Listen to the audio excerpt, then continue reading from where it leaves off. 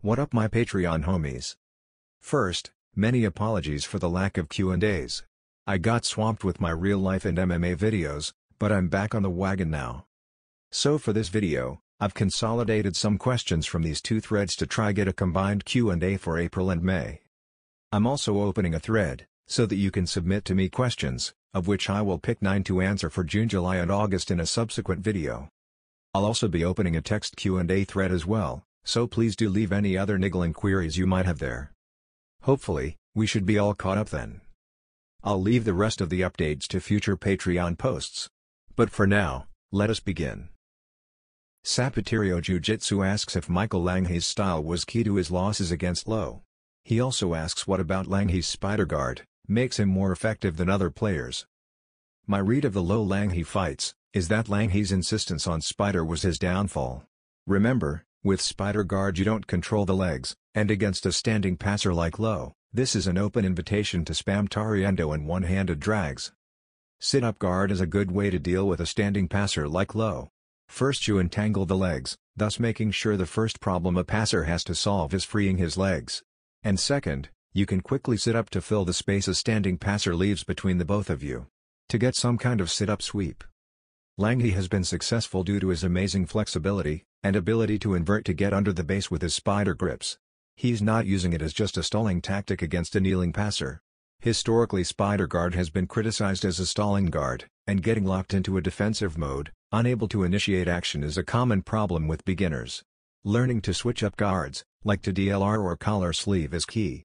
Relying on spider alone is not a great long-term strategy. Alex wants to know some ideas to finish a mounted armbar when the opponent has a strong gable grip. There are many ways to finish armbars from the mount, and to me, the secret, if anything, is about working on mount retention, so that you can keep trying as the opponent bridges and turns. This basically goes back to the fundamentals of the mount, learning when to sit high on the body and when to sit low, when to post and when to close the space. But as far as finishes go, what about this one which Habib's dad highlighted as a key technique he has been teaching his fighters? This was pulled off by Islam Makhachu against Kajan Johnson. As you can see, the defender is defending with a familiar RNC type grip. Islam counters this in 2 stages. First, he has to get rid of this hand on his hamstring. To do this, he controls the opponent's left wrist as he takes his leg off. Now, he pulls this left arm straight, as he places his left leg over the head again. Next, he sits up to get a deep hook on the arm that he wants to armbar. He now consolidates two-handed control on the isolated arm, and sits back to finish the submission. Pretty cool huh? Who says Caucus wrestler can't grappling? Sean and Alex have some questions on grip fighting. Namely, what are some good grips to get? And related to that, what are some good ways to break grips? When it comes to grip fighting, yes, the first step is to identify what exactly are you fighting for. In wrestling, a collar tie should be your primary goal. This is pretty straightforward, so I won't go further. But for gi, I can understand why there is some uncertainty. If this was a judo match, I would say fight for a lapel and sleeve grip, for the side that you have been trained to throw in. However, in jiu-jitsu, I would recommend a cross-collar sleeve grip. There are many reasons why this grip is so good, that is banned in judo. For one, many throws won't require as much of a rotation, thus making them easier. Also, with just cross-collar hand, you can frame one shoulder with your fist, and against the other with your elbow. It's so good you can walk for long stretches with just the hand on the collar, and still be quite defensively sound.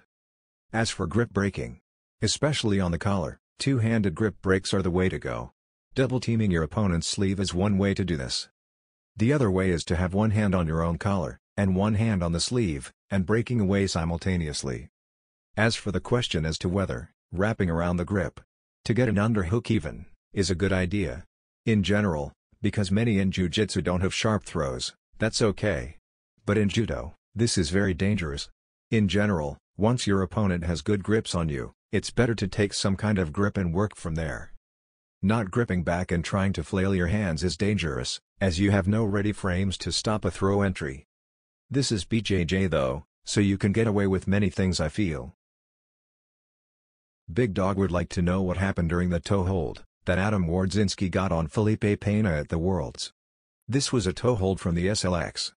As you can see, Payne tried to roll through, but Adam was blocking Payne's hamstring, preventing him from pulling his leg back to do a technical stand-up to defend. With his foot trapped, even though he was trying to roll through it, Payne had no way to recover to the technical stand-up. Honestly, I think Payne's sheer force of will was what kept him from tapping, and the moment Adam gave up, Payne got his base and scrambled out. As you can see, the second time Adam tried it, Payne didn't try to roll through like the first time, because he realized he would get stuck again, and have to eat the sub. Alex asks, what guards would I focus on the most, both personally, and generally, especially in light of the current BJJ game? Well, the debate is out there, if I even train in the first place. But if I did, I guess I would guard like my studies. You know, all that DLR spider and SLX stuff. And I think I would probably throw in Barambolos as well. As for what I think works in the current BJJ meta though, I would say a lot of single leg X and DLR. Passing has really leveled up in recent years, and many people are starting to stand. Those guards I mentioned are some good options to entangle the legs. Also, advanced retention skills are a must in this day and age. Alex also asks, with knee sliding being common, should people work on RDLR guard? God damn it, Alex. You sure got a curious mind. Against knee sliders, RDLR is definitely a possibility. But remember, the idea of a knee slider, trying to set up from their knees, is just one way to do it. The modern knee slider is like low, on their feet ready to dive down, to punch an underhook. This type of knee slider is not going to get close, to let you start working RDLR on them. This type of a knee slider requires some kind of sitting guard. Ideally, the shin-on-shin variant. Always remember, that space created by the stander is an invitation to sit up and control the leg. A knee slider will want to punch the underhook as you sit up, but if you have shin-on-shin, you can use their forward motion to sweep them instead. Alrighty folks, that's it for today. Again, my apologies for being out of touch. Do leave me more questions in the new thread I have created.